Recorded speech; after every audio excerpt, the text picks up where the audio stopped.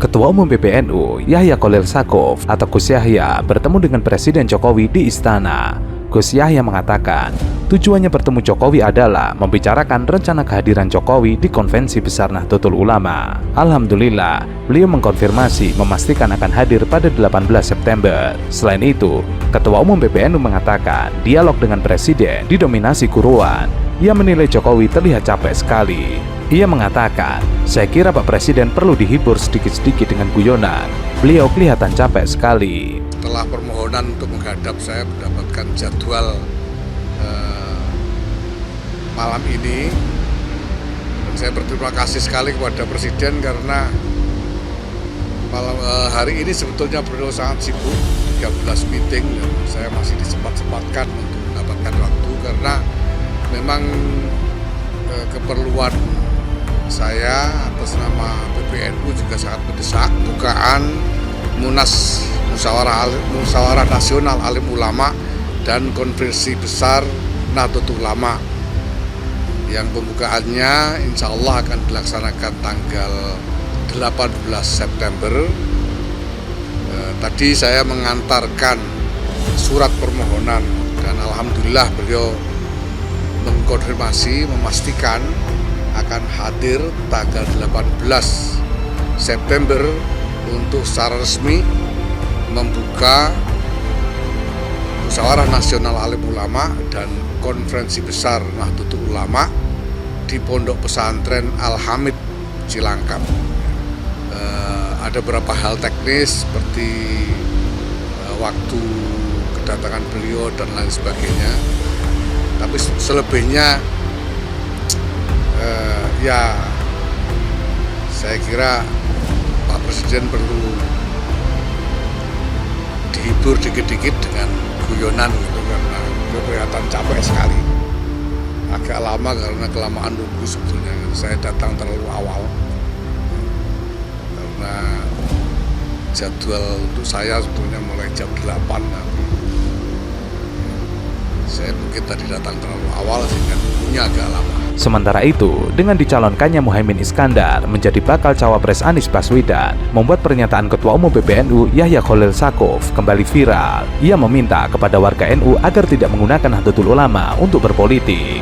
Namun, berbeda dengan Ketua Umum PBNU sebelumnya, yaitu Said Aqil Siraj, yang mengatakan Ketua Umum PKB Muhaimin Iskandar atau Caimin harus menang di pemilu 2024. Said Aqil menyebut PKB merupakan bagian dari Nahdlatul Ulama dan begitupun sebaliknya. Pak Muhaimin harus menang, dan kalau sudah menang, warga Nahdliyin harus dipikirkan. PKB adalah NU, NU adalah PKB. Keliru yaitu kalau diberi PKB sekarang, PKB-nya itu yang diambil Muhaimin Iskandar dicuri.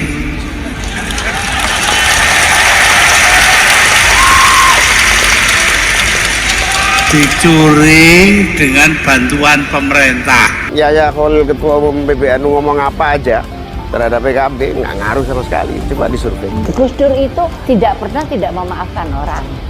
Tapi sampai hari ini itu Gus Dur nggak pernah memaafkan Muhaimin. Muhaimin pengen ketemu aja Gus Dur nggak mau. Justru bisa kelihatan bagaimana perasaan Gus Dur terhadap Muhaimin. Sekitar 18 tahun lalu, pada 2005, Caimin terpilih menjadi Ketua Umum PKB yang baru dalam muktamar yang diselenggarakan di Semarang. Sementara Gus Dur ditetapkan sebagai Ketua Dewan Syuro. Akar konflik tersebut berawal dari ketidakloyalan Muhaimin terhadap Gus Dur. Kubu Gus Dur pun memecat Caimin. Kemudian lahirlah dua kubu PKB, yakni PKB Gus Dur dan PKB besutan Caimin. Sementara itu, setelah tidak lagi mendukung Anies Baswedan dan pergi dari Koalisi Perubahan untuk Persatuan, Ketua Umum Demokrat Agus Harimurti Yudhoyono mengumpulkan Ketua DPD se-Indonesia. Tujuannya adalah tentu saja membahas arah koalisi Demokrat ke depan. Kepala Bakomstra Partai Demokrat Herzaki Mahendra Putra mengatakan pihaknya tetap tidak mensyaratkan kursi cawapres di koalisi baru nanti. Sama seperti koalisi sebelumnya, Demokrat tidak akan meminta cawapres sebagai syarat untuk berkoalisi. Herzaki menegaskan sejak awal Demokrat tidak meminta kursi cawapres.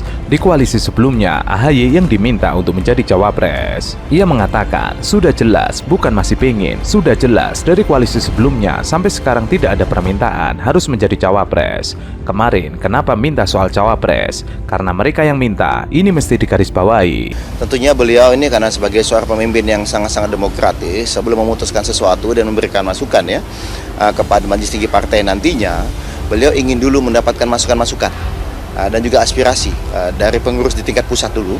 Setelah itu nanti beliau juga akan berkomunikasi dengan para pimpinan di tingkat daerah dan juga pimpinan di tingkat cabang atau kabupaten kota.